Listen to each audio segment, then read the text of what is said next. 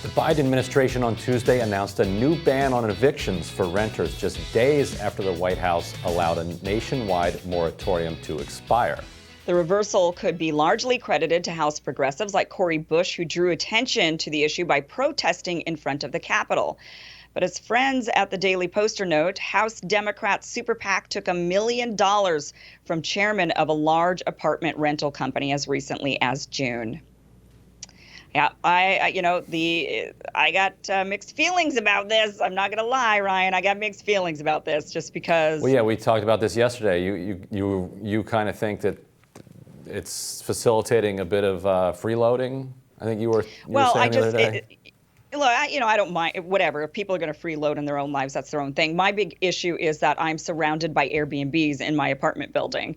I've got 20 Airbnb units that are just being rented out for somebody to make a bunch of money to all of these travelers. And we personally have been trying to get very particularly the apartment above us evicted. And we have not been able to do that. I know the person who's renting out the apartment. I've confronted him a few times and said, this is like a huge problem for us because they throw parties on the weekends. And so I think, there's a lot of renters like myself who are kind of fed up with that sort of thing going on and the inability to evict. And I know that there are a lot of small landlords who they're not big companies. They don't have millions of dollars.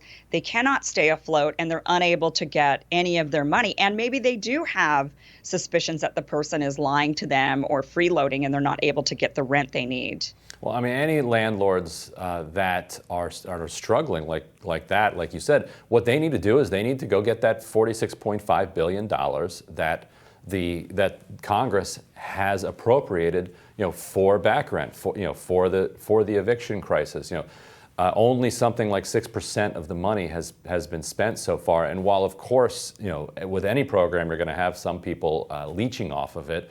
If you just look at the basic numbers of what housing costs in this country, what the median income is in different areas of the country, and if you look at the crisis that people were faced with throughout 2020, you can see that a lot of people are authentically facing a lot of pain. And I think that in Washington, lawmakers and Democratic leaders thought that not enough people cared about this situation, that they could just let this lapse, and there might be a blip. They might take a half an hour worth of criticism, but it would move on. But that wasn't the case. The country actually ended up mobilizing around this issue, and significantly because Cori Bush went outside the Capitol and said, "I'm not moving until this gets handled." And I was there yesterday when the news broke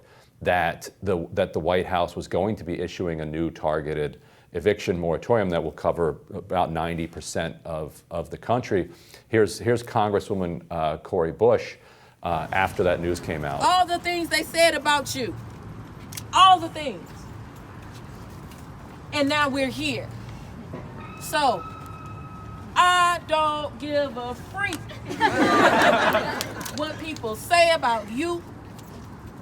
You hold on to that amazing thing that you carry, that thing that gets you up in the morning and sends you to sleep at night with the hope that something can change. You better hold on to that thing. Hold on to it so tight. But as you hold on to it, nourish it, grow it, love it, because it might be different, and that's okay. Don't you change you to be somebody.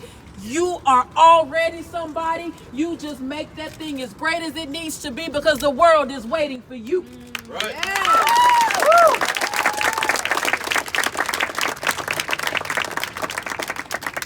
Somebody needed what you did today.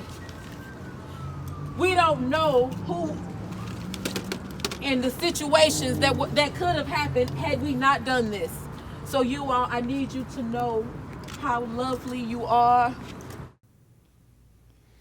It's a bunch of different people from the Senate showed up yesterday. Elizabeth Warren came by. Chuck Schumer had come by earlier. people who'd been in Congress for decades, and what a lot of them said is that they had never seen something like this before. They had never seen a member of Congress, kind of use her position outside of the chamber to mobilize people and then drive attention to an issue. Certainly during campaigns that has happened. Bernie Sanders running for president in 2016, elevated Medicare for all. Trump running for president elevated the idea of a Muslim ban and building a wall. So campaigns mobilize people, but there's really no precedent for what Cori Bush did here. She said, there is one person that can make this decision. That's President Biden, and we're going to put public pressure on him until he makes it. What did you think of Bush's? Did you think that she'd be able to be successful when she first started sitting out there, just her and Ocasio-Cortez? Yeah, I mean, I actually thought that she would be. I think that the optics of this and the fact that she is a Democrat, that the president is a Democrat, it's hard to ignore. And you can't, especially if you're going to say that you're the party of the working class, you've got to then do something for renters. You can't just leave them out in the cold and literally on this issue. So I did think that there would be something that actually did happen. And, Joe Biden saying that, what is it? It's a 90-day moratorium. I think 60. 60 days, It right, might until be 90, October. Yeah. We should check. I think it's until October, but I don't know if it's the 1st or the 31st. But but then they're going to be working on they're saying some sort of new legislation on this or a new, parameters to it. And I think that, a lot of people have I know a lot of business owners have a lot of questions about this, right? They say, look, people can work. We have jobs. We have the same jobs. Yeah, there's definitely an argument to be made that, well, people don't want those same jobs because those jobs don't pay as well as they should. People can't really have a good, prosperous life with that pay. And I understand that completely. But they are the same jobs with the same pay, and people's rents did not go up. So they are able to get those jobs back if they wanted to and start paying their rent from this point forward. So I think there's an argument to be made that, people need to start paying their rent from now on because there are the jobs, but there needs to be some sort of moratorium on eviction if people have this enormous amount of rent debt, which is completely unfair for people to have taken on. Like yesterday, I know people in the comment section I was reading in the videos, people were saying, Kim was saying that her friend had $50,000 in rent debt. What kind of rent? Well, Los Angeles is not cheap. So a one-bedroom apartment in LA runs you on average for a basic apartment is $2,500 to $3,500. If you want some of the luxury, you're looking at, $6,000, $7,000 for a one bedroom. So it adds up, especially in these major cities. And the major cities were the ones that locked down much more, much heavier than a lot of other areas. So the people had to end up racking up more of this rent debt for a long period of time. That is absolutely unfair to saddle people with. Right. So I do think that there needs to be some real effort in getting rid of that debt for these people, even if they are freeloading. And I do know a lot of people who have whatever, we just need to move on with it. But going forward, I think there's a lot of arguments to be made of, well, but what about now? Can people start paying rent now? So thank you to the Rising Control Room. It goes through October 3rd, so it's a 60-day extension. And one thing that this entire week did is it elevated the issue of the moratorium. There were a lot of people that didn't know that there was a moratorium in place, and a lot of people that didn't know that this money is available.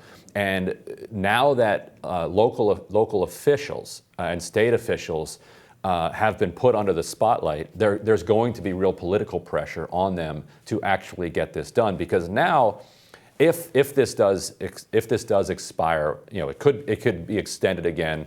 It also could be struck down by the courts because Joe Biden idiotically, when he announced it, said that it might be unconstitutional.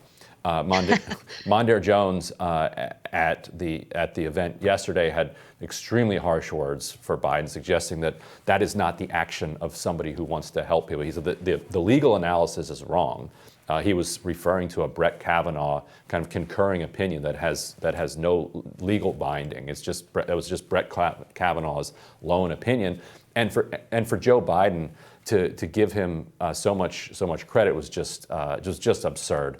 And so we're going to have to leave it there, but we'll have more Rising for you right after this.